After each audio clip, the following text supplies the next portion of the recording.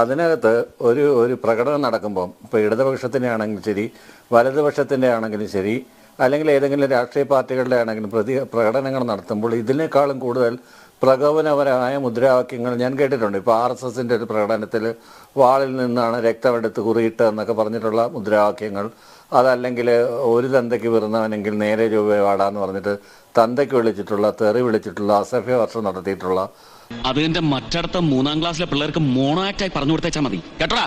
അയ്യോ അലോഷി.